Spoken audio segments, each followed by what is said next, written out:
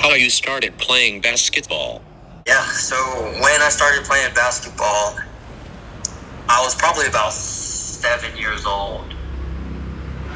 My dad actually used to take me to the gym with him, and I would just watch him play for like 2 hours, like every other day. I don't remember actually getting on the court. I remember just sitting on the corner and just watching him for 2 hours. I think that's what kind of really introduced me to the game, and I started my first rec league shortly after. So I'd say about like 7 years old, bro. 7 years old is when I started.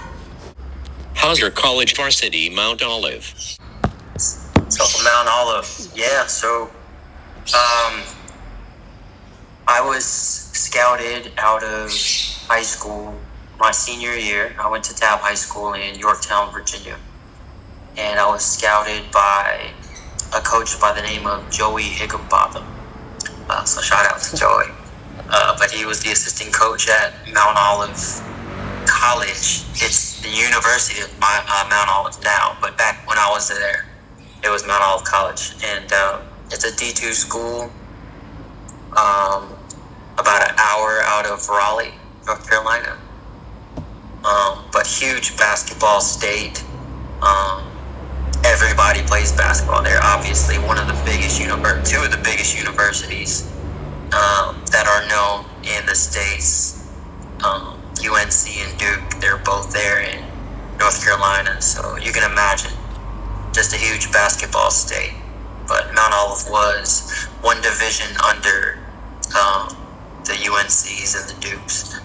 Still NCAA, but Division II. How's the feeling drafted by San Mig Coffee? Feeling was shock. I think that was the first just feeling that came across me. I was shocked. So a little bit of backstory pre-draft. I didn't really have a name out here going into the draft. Nobody really knew who I was, let alone what I can do. So to hear my name called by San Mig back in 2013, I think it's 2013, 14. Jeez, yeah, long time ago. We'll just say that. But yeah, it was shock, and I remember the crowd's reaction. Also, it was a mix of silence and also like boos, because again, like with San Mig, the huge fan base, and then to pick a guy that nobody knows, I think that kind of took people for a turn.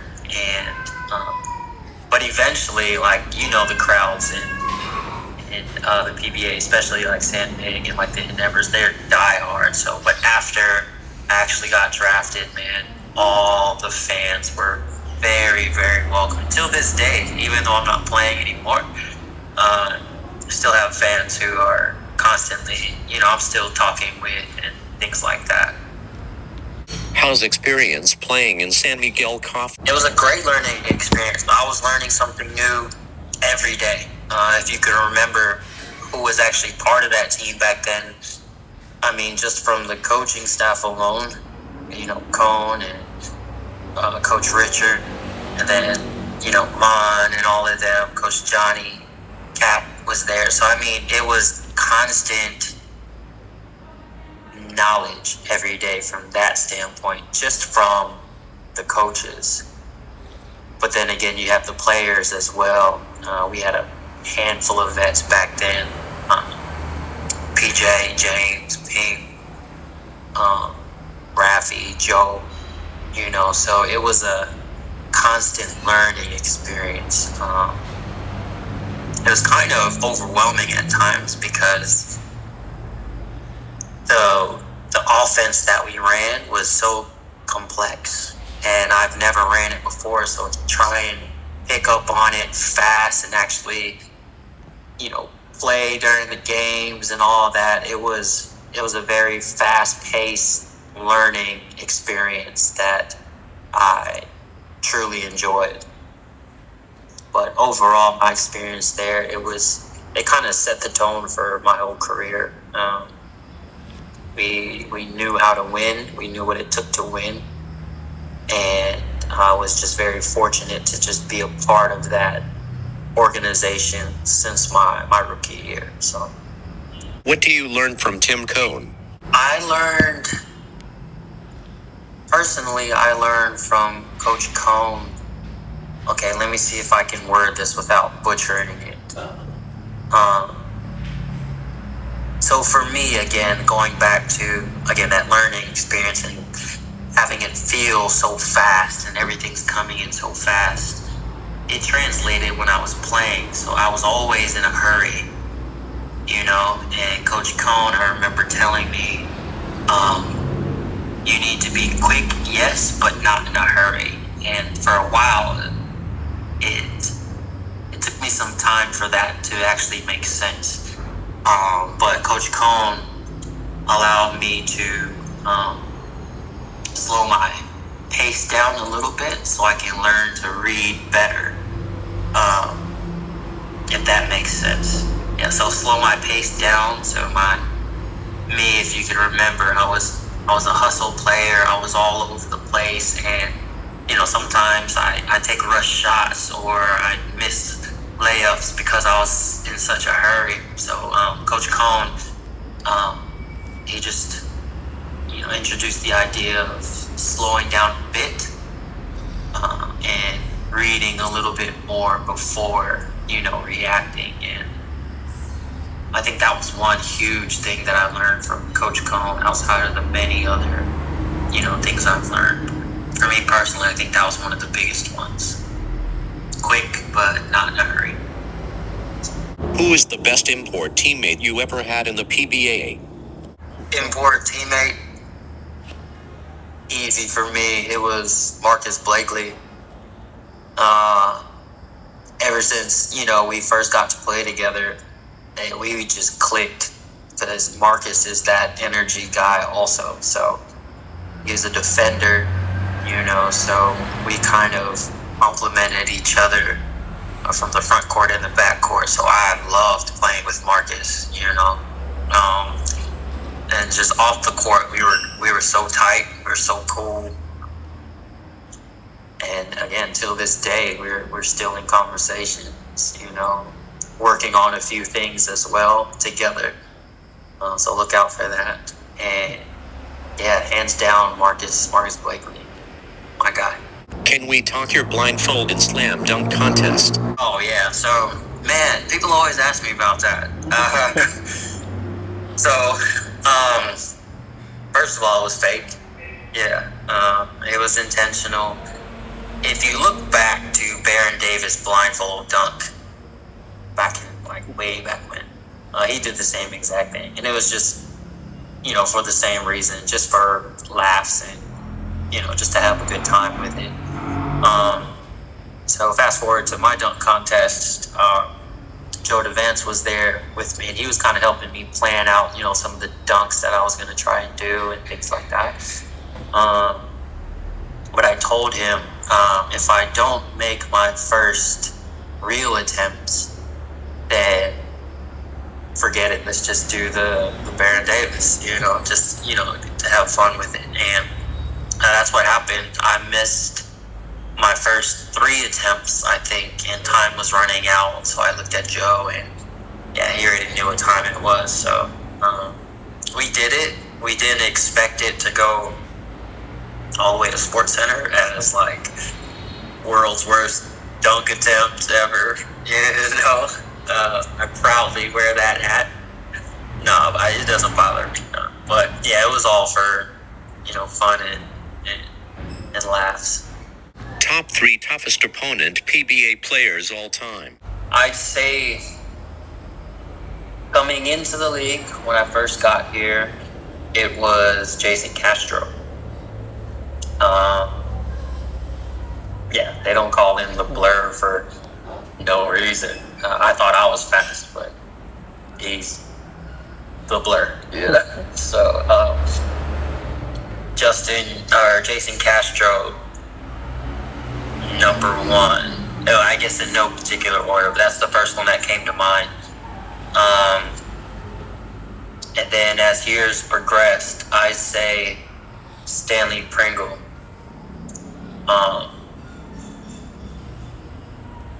For a couple years, Pringle was very much unguardable, and yeah, just some players you can kind of pick up on. You can find their heartbeat a little bit, their rhythm, and then it's, easier to guard them. Pringle, you can't pick up his rhythm, his beat, and it just makes him that unguardable, person. Another guy that comes to mind who also has the similar attributes as Pringle he's not in the PBA now, but I did play against him when he was, Mikey Williams from Talking Tex at the time. He has no offensive weakness. He's very, very polished, I'd say, NBA material for sure. Because again, I took pride in defense. Like I was very much confident in my defense. And the times where I'd play like Mikey Williams, can't get a read on him. Even if you take something away from him, he has a package for that. That's just as deadly, inside, outside, right, left, however, so that's what made him, along with Pringle and also Castro, the toughest players in the PBA. Actually, can I add one more? So, another guy, he came in during that, I forget which conference it was, where they had the team from, I think it was Hong Kong. Were they Dragons? I can't remember. Miles Powell. Again, another very polished player, another NBA material for sure also. Again, up there, that same caliber as the Mikey Williams and Pringles and Castro. Who is San Mig Coffee you learned the most? I think I learned the most on the court from PJ and Mark. Yeah. But I guess overall, just, adjusting and adapting to the league and, I say Joe DeVance and Rafi Rivas. Overall, just showed me the ropes of everything. Made it my transition onto the team extremely smooth because of those two specifically. So, Joe and Rafi. How's your last two teams in the PBA Terrafirma and Blackwater? To be completely honest, I don't even remember Terrafirma. I think I was only there for like 2 or 3 weeks, if that. So I don't think I'd really count that. I didn't really get, my roots down there. Then Blackwater, it was kind of, the experience there was cool. Experiencing a different team and linking back with my old coach, Ariel Vanguardia. So the actual experience playing there at Blackwater, it was fun. I mean, different from, San Mig and Magnolia in certain ways. But, basketball is basketball. So overall, it was still fun. I enjoyed it for the most part. I think just personally during those years, I was ready to let go of basketball. So that kind of, translated sometimes, during practice and during the seasons, and, So, but overall, the the experience at Blackwater was cool. What do you prefer, long hair or short hair? I think short now. I had long hair for 5 years. I didn't come. I had the locks, the dreadlocks. But it's hot here in the Philippines, and once it gets that long, it's hard to maintain. Also, so short hair, not as hot, less maintenance. But don't judge my hair. I didn't really do it. Then I need a haircut. There is meaning of your tattoo. I have a foo dog or a shishi dog. If you're familiar with the Japanese culture, you see these little half lion, half dog statues in front of all the houses. So one of the lion dogs has their mouth open, and that's supposed to keep the bad spirits away. And the one with the mouth closed is supposed to keep, the good spirits in. So I appreciated that. I grew up for 4 years in Japan, so I really love the Japanese culture. So shishi dog, I got bamboo bracelets for strength and grace, so balance. I don't know why I got a B. I thought it was cool. It was one of those, let's just do it type of thing. So, but I like it. It's probably my favorite tattoo. Very random. I have Salvador Dali on my left leg. He's my favorite artist. I'm an art major, so yeah, this is my artistic side. I love Dali, and I have Kalinga on my feet.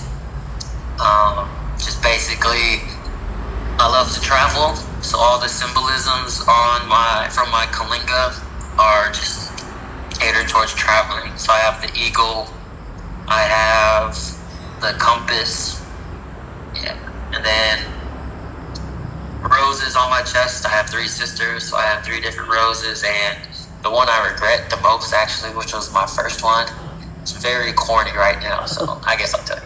So it's a basketball, right, with wings on it. It has like a little crown on top, and it says destined for greatness under it. That was my first tattoo, and yeah, it's a bit corny now that I think about it, but I can't see it, so I don't mind it now. But yeah, that's all I got. Why you choose Jesse number 2? There's no special reason.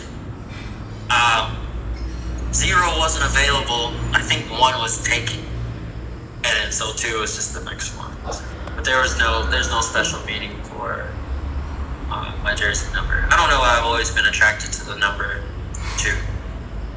Even in high school, I was 20, but it had a 2 in the numbers, and then 22 my senior year, and then in college I was also 20, and then so I don't know. It's just I was always attracted to the number 2. No, I'm not a official member, but we do have some cool stuff coming up, and I don't want to give it away yet because we're still working on the details, but we do have a pretty huge event coming up here in the next 2-3 months, and so be on the lookout for that on all of our social media handles. We're actually really excited about it. But to answer your question, no, I'm not an official member of PBA Motor Club. I think I need a motorcycle, one that I don't have, and yeah, no, I'm just cool with all of them. So.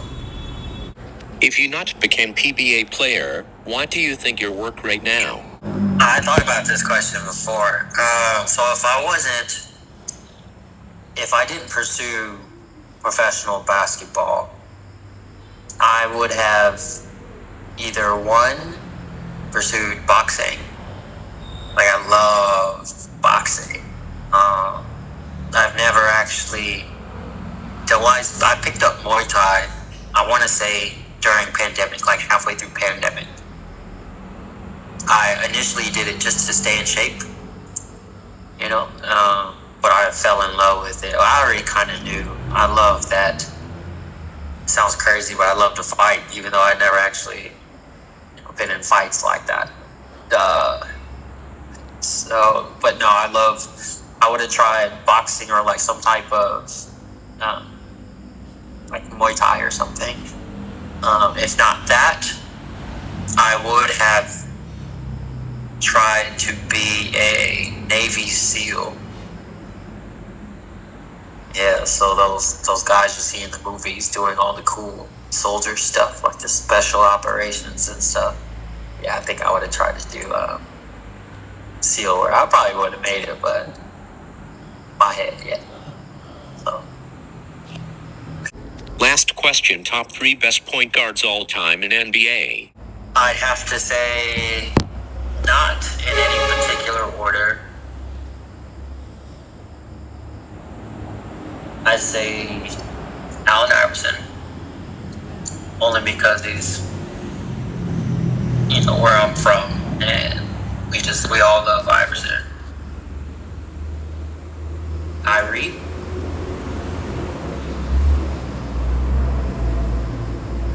And